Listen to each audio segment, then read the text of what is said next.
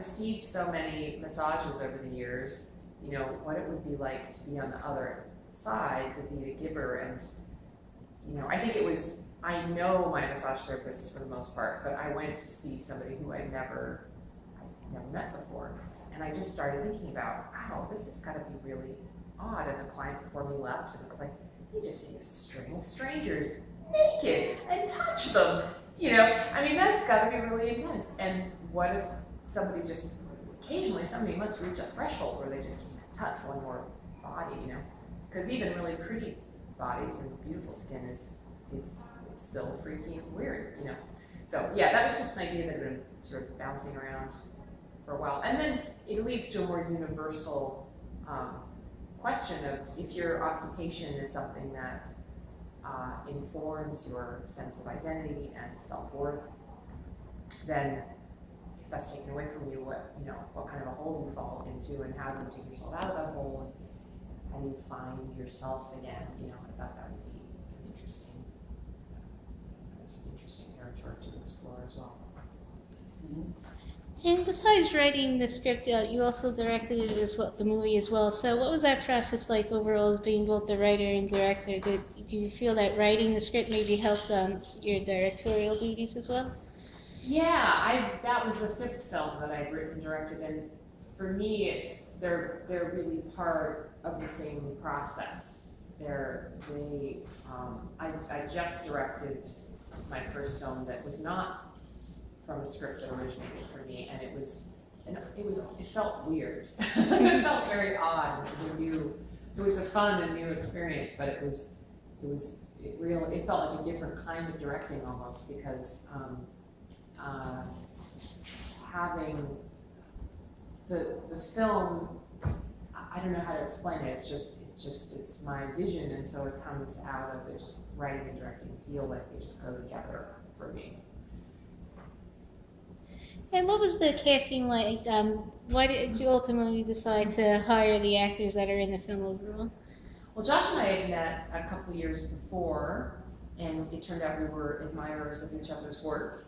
And we just, by happenstance, actually, after the screening of a movie he was in called Please Give, we got to meet afterwards in the green room. And by the end of the evening, we're like, well, we have to work together. We have to figure out how to work together. And so that started a conversation, and we Skyped. We Skyped. We talked through emails back and forth. Whatever was this, whatever. And it was like that. Not like every day or every week or anything even, but it was a consistent. You know, it was always there in the background, and we'd actually been working on a character that was an iteration of what ended up becoming Paul, but was for probably a different project. You know, a different idea, different storyline that I couldn't quite make gel.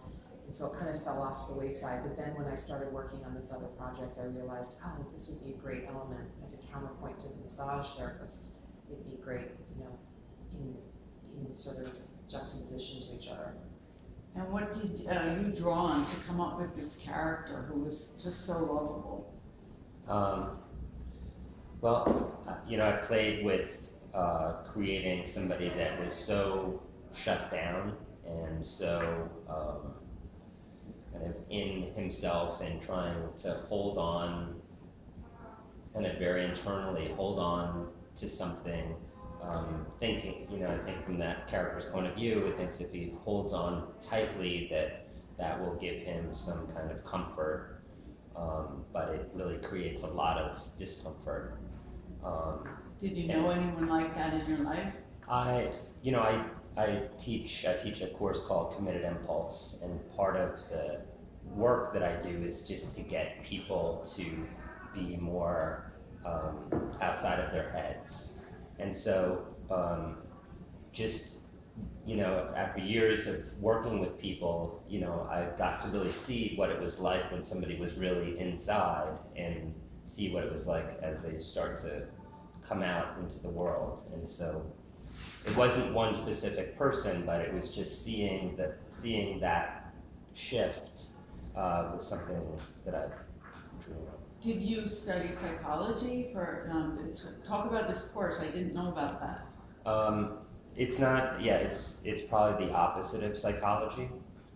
It's not about going into your past at all. It's about connecting with your body, the sensation, whatever the sensation is within your body, connecting with what's actually around you, and breathing. And then in my class, anytime somebody goes off into thought, like it kind of leaves what's right here, they say out loud, "I'm back." And it just kind of trains everyone just to stay right where they are. Is it just for actors? It started out being just for actors, and now a lot of entrepreneurs take it as well, because, you know, anybody, like, because there's such a low tolerance for manipulation. I feel like in acting and also in business, like if anybody feels like they're being manipulated, or I know for me, if I'm watching a performance and I feel like the actor is trying to show me something other than what their truth is, it's like I'm not interested. So are you located in New York City or LA? I teach in New York and LA, and I live more in New York, but I'm in LA a fair amount of time as well. That's great. How was it working with the rest of the cast of the movie? Just outstanding. It was just like Lynn creates such an environment which she just, first of all, chooses amazing people, and including the crew. Like every person on the crew is just they're so there to make the film the best that it possibly can. Like everybody feels like a sense of almost entitlement, and a sense of ownership in creating, you know, a Lynn Shelton movie. And like Ellen and Rosemary and Scoot, like they're just, like, you can tell, like they're just lovely people and so game to play. And Allison, yeah, I can't forget Allison. I mean, talk about being game to play. And you know, all the you know, the patients, you know, Paul's patients and all the other, I mean, everybody was just delicious. Yeah. Did you improv at all while you were on the set, or did you mainly stick to the script while you were shooting? I would say, well, one thing that Lynn said, she said, you know, read the scene the night before and then forget about it. But we all had we all knew our lines, and we stuck to the script quite a bit. But if there was something like organic, something spontaneous happen, and we saw a little opening to go down, there was room to improvise. It wasn't like Lynn was not like, no, you have to stick with this. But we stuck to the script quite a bit. I would say probably some of the stuff with Alice and Janny and I was, for me, that was the most improvisational part of it. And that was physical more than, actually no, some of the lines were improvised too. Yeah. And why did you say read it and then just forget it? Well, I just want, what my quest is to try to create in my films flesh and blood human beings on the screen, or characters that feel like they're flesh and blood and really real, and that the conversations that are taking place are real conversations.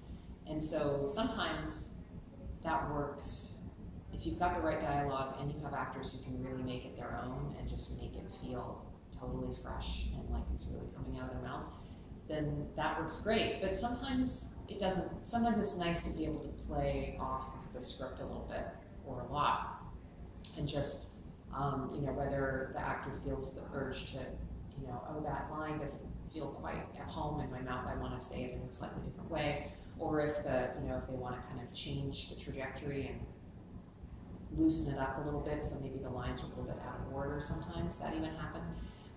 Or like Josh was saying, you know, there are these finding openings, and it just feels like, oh, well, actually, she would probably say this here, you know, and I'm just going to go down this little pathway and then loop back around to the script as written. All of that really helps to keep it dynamic and fresh and naturalistic, because the actors all have to be really engaged and in the moment. If somebody throws a line at you that's not as written, it's like you have to really be there to react appropriately, you know. So all of that is just whatever works, and I found that every scene required something slightly different depending on the combination of actors, the individual actors, and the combination of them. You know, it's really interesting how some folks really wanted to just gravitated towards using this text as the spine of the performance, and some people really liked to kind of go off a little bit. Great answer. Can you talk about Ray Donovan at all, just a little bit? Well, I would say the character I play on that is probably the polar opposite of Paul. It's somebody that is has tons of power, you know, runs Paramount Pictures. But there is something similar about the two. It's like, you know, it's a guy who has all the toys, all the money, all the power, but none of it has really ever built up his self-esteem.